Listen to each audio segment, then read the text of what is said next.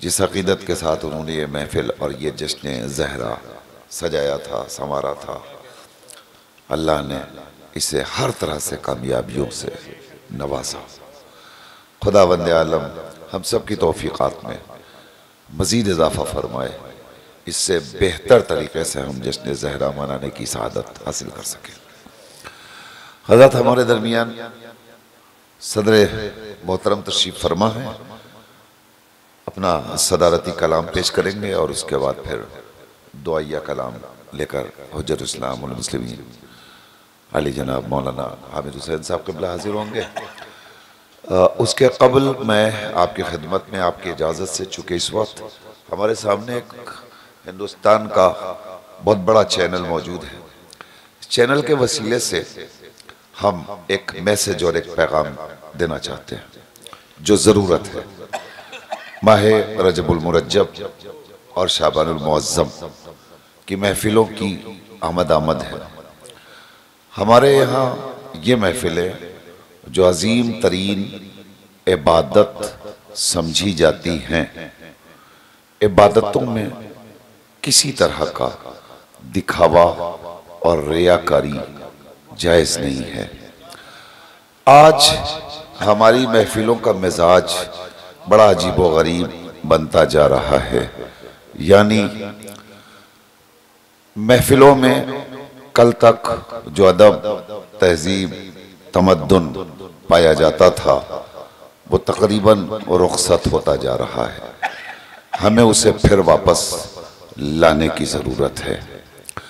आपने देखा होगा शुअराए किराम जब नज़राने अक़ीदत पेश करते हैं तो दरमियान से छोटे छोटे बच्चे हाथों में 10-10 के नोट लेकर आते हैं और वो शायरों को देते हैं। देने वाले देते भी हैं और लेने वाले लेते भी हैं। अगर लेने वाले लेने से इनकार कर दें तो देने वाले 10 रुपए देना बंद कर देंगे। ये सिलसिला महफ़िलों में जायज़ नहीं है। जो चीज़ें कव्वाली में राइज समझी जाती हैं उन्हें हमें महफ़िलों तक नहीं लाना चाहिए। ये एक पैगाम।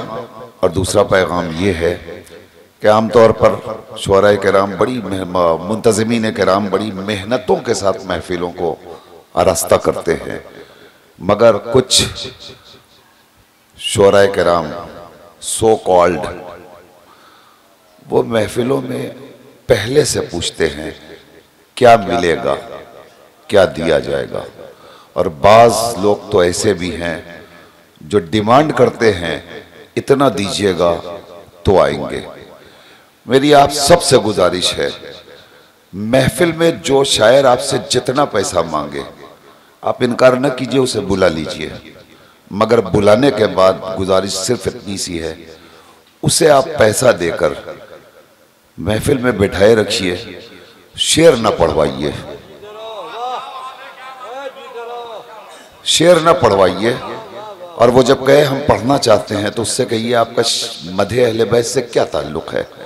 आप पैसे के लिए आए थे, हमने आपको पैसे दे दिए, अब आप शेर पढ़ने की जहमत न गवारा फरमाइए।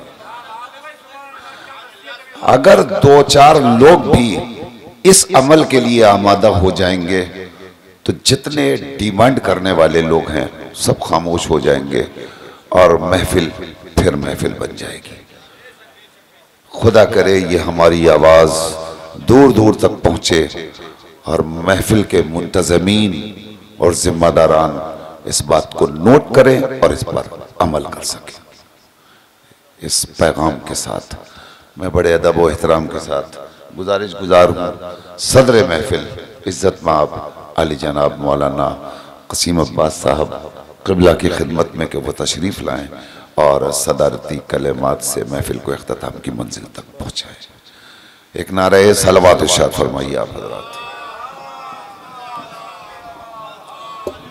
औज़ु बिल्लाहि स्समील अलीम मिनश शैतानिर रजीम बिस्मिल्लाहिर रहमानिर रहीम अल्हम्दुलिल्लाहि वस्सलातु अला अलहा अम्मा बाद फ़क़त क़ाल अल्लाह ताला व क़ालहुल हक़ बिस्मिल्लाहिर रहमानिर रहीम अम यासुदून अन्नासा अला मा आताहुमुल्लाहु मिन फज़ले। सलावत पढ़े अल्लाहुम्मा सल्लि अला मुहम्मद व आले मुहम्मद। हज़रात मुमिनीन, सबसे पहले तो आपकी खिदमत में मैं शहज़ादी कौनैन की विलादत बासादत की मुबारकबाद पेश करता हूँ और फिर आपकी तरफ से और अपनी तरफ से और तमाम मोमिनीन की तरफ से इमाम ज़माना की खिदमत में पेश करते हैं कि उनको उनकी जद्दा की विलादत की मुबारकबाद। अल्लाहुम्मा सल्लि अला मुहम्मद व आले मुहम्मद। अल्हम्दुलिल्लाह, आप हजरात ने जिस तरीक़े से ये नूरानी महफिल सुनी है, पढ़ी है, बैठे, जिस एतबार से भी आप आए हैं, यकीनन शहज़ादी ने आपका आना कबूल फरमाया है, क्योंकि नीयत के ऊपर हर चीज़ का दारो मदार है। हम देख रहे हैं बानिए महफिल की नीयत यह है कि मोमिनीन आए, शिरकत करें और महफिल सुने, कोई रियाकारी नहीं है। ये बड़ी अच्छी बात है। मैंने जिस बहुत लंबी चौड़ी तकरीर नहीं करनी है, मुझे 2-3 लफ्ज़ कहने हैं। मैंने जिस आयत को उन्वाने सुखन करार दिया है, ये आयत क़िबला की एक बेहतरीन तकरीर रही है। ये आयत ऐसे वक्त में शहज़ादी कौनैन ने तिलावत फरमाई है, उसके सामने तिलावत फरमाई है कि जिसने ये कहा था कि हमें कुरान काफ़ी है। वाह, शहज़ादी की विलादत की ये शब है और यही शब है इंशाअल्लाह आप तमाम हज़रात की दुआएं ज़रूर कबूल होंगी। शहज़ादी ने उसके सामने इस आयत की तिलावत करके बताया उसे कि तुम ये मत समझना कि हम कोई दुनिया के बनाए हुए हैं, हमें दुनिया ने नहीं बनाया है, हमें उसने बनाया है। अब जुमला और आपके सामने तर्जुमा पेश करता हूं, तर्जुमा सुन लीजिएगा। अम यासुदून अन्नासा अला आताहुमुल्लाहु मिन फज़ले।